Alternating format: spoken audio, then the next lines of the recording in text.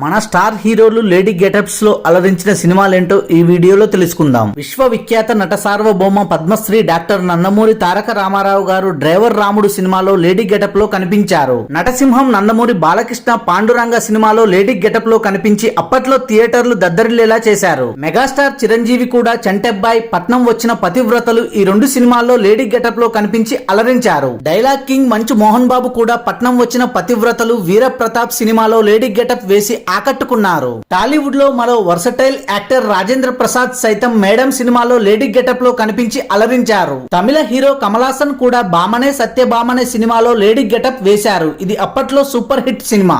తమిళ నటుడు సూర్య కూడా వీడొక్కడే సినిమాలో లేడీ గెటప్ లో కనిపించాడు. టాలీవుడ్ రాక్ స్టార్ మంచు మనోజ్ కూడా పాండవులు తుమ్మెద సినిమాలో లేడీ గెటప్ వేసి ఆకట్టుకున్నాడు. ఐకాన్ స్టార్ అల్లు అర్జున్ కూడా తన తొలి చిత్రం గంగోత్రిలో లేడీ గెటప్ వేశారు. Thanks for watching this video. Please do subscribe.